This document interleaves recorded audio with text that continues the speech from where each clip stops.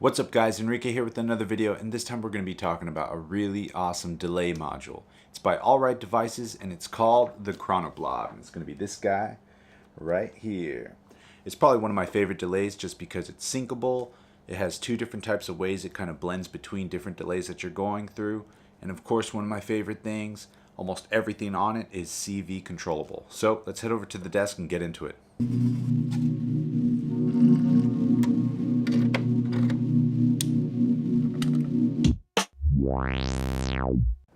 Okay, so this is the Chronoblob by Allright Devices, and to be completely honest, it's a lot more than just Allright. It's a great module, and to be honest, it's probably my favorite delay module right now. It's a digital delay module that offers a lot more stuff than your average delay, which is really cool. A ton of CV control and a bunch of basic controls up top that dive a little deeper depending on where you are and what you got patched down below and where your switches are at. Alright, so we got a simple patch here, out of the metropolis into the basilis iteratas as our voice, out of the basilis into the delay itself, out of the delay to the optomix, and straight out. So I'm going to go ahead and turn it up and get through these features. So this of course is fully dry. Go ahead and set this back to 0. This is our dry wet knob, affecting how much delay we hear, or how much of the delayed signal I should say. So leave that there. Of course you got your time knob here from really short to really long.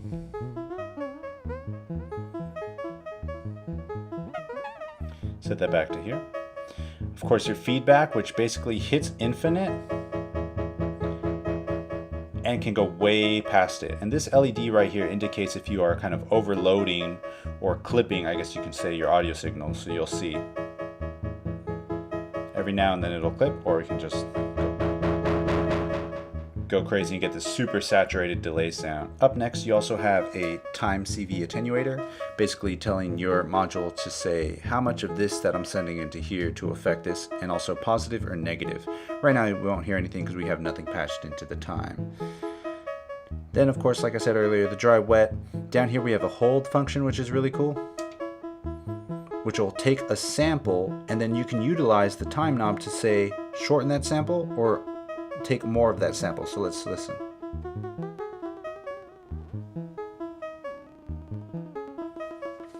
Or we can go even further. So if we listen to just the wet signal, this is just that weird resample. The cool thing here is that we can then change the range switch, basically from super long to super short. So if we flip this up, it'll be longer. You can hear that it takes a longer portion of the sample.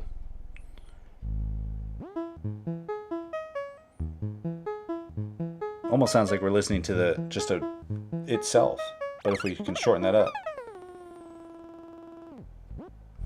The cool thing about this switch is the short side is 5 milliseconds to 500 milliseconds. The long is, I want to say 50 milliseconds to 2.73 seconds, something around there. It's plenty long. Switching this back to fast, and then bringing back some of the dry signal. Turn up the feedback and turn off hold.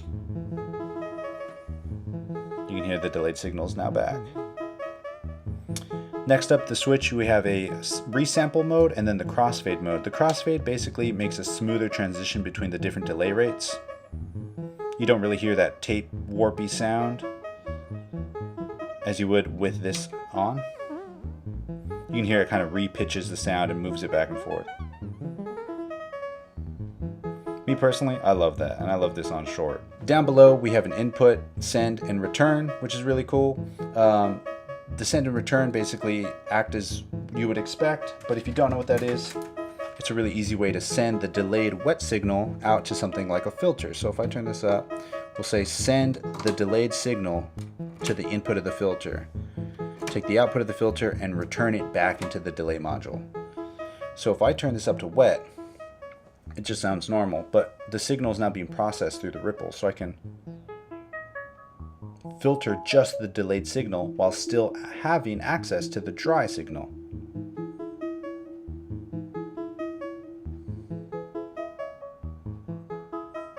Turn the feedback up.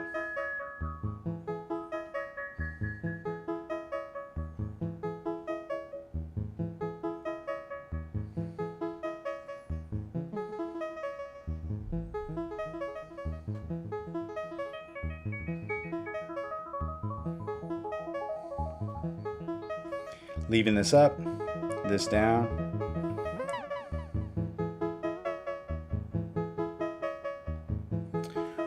I'm gonna go ahead and unplug these. So next up we have the time CV. I'm gonna go ahead and take a slower pulse from envelope 3 out of the quadra and send that to the time. So that's this pulse right here. If I slow that down a little bit more and say affect the time value positively, you can see this is now changing the delay time. Maybe a longer attack, shorter decay.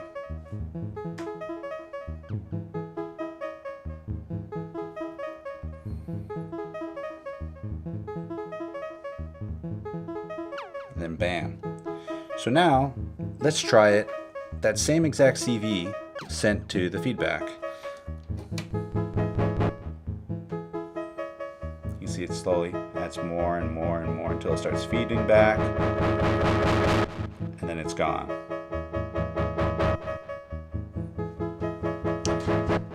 So now we got the sync.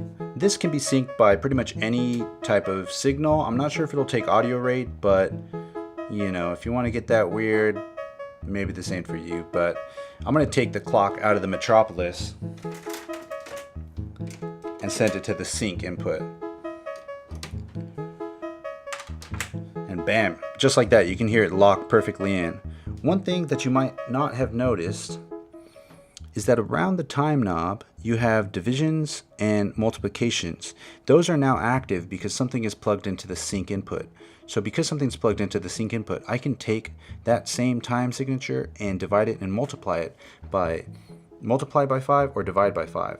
But the cool thing with the Chronoblob is that when you're turning on your device, your all-right device, which is actually really great, you can set the switch down and this switch up and press the hold button while you power it back on. And depending on where this is, you're going to set the default division or multiplication of what the sync input will take. So currently I have mine set to divide whatever I send into here by 2, which is cool because say I'm sending 40 BPM into here, that's now divided by 2, which is 20.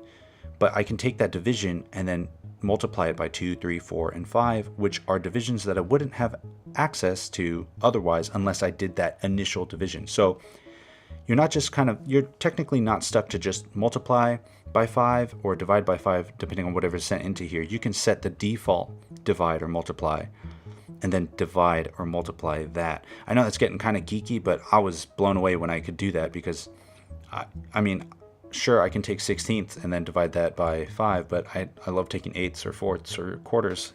I mean, you could take anything, you know, and divide whatever. Anyway, I'm getting way too deep into this. You could divide stuff. It's awesome. Let's get back to it. So now that it's synced, we can hear multiply by 2, which is basically 1, like I was saying earlier, but we're not going to talk about that again. Then you got multiply by 3, 4, and 5. Same in the opposite direction, 2, 3, 4, and then 5. So let's say we take this by 2, just straight on the ones.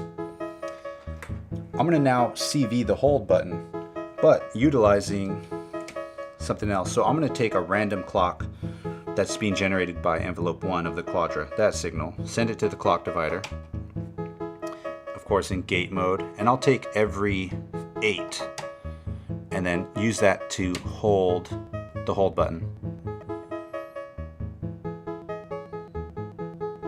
Oh man, that is beautiful.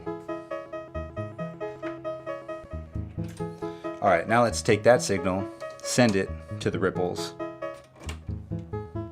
and back in.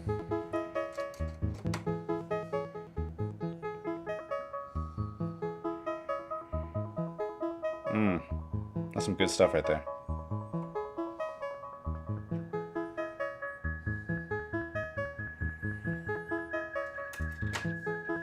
How about I take envelope 2 and modulate the filter?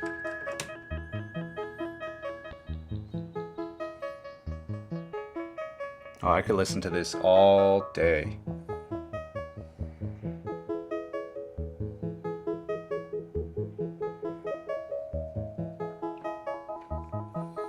how about we take envelope 3 and now modulate the time, which is then going to modulate the sample size of that sample hold.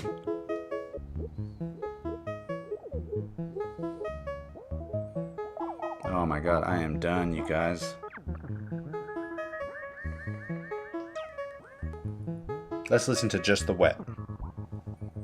This is no dry signal.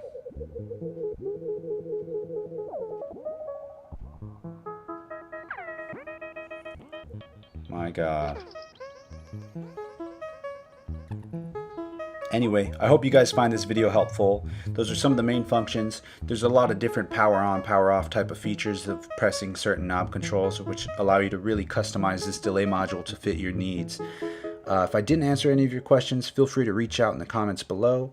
I would greatly appreciate it if you guys could subscribe, maybe leave a like, share the video if you can. That would be awesome. As always, share the love, share the knowledge. Knowledge is power. Peace.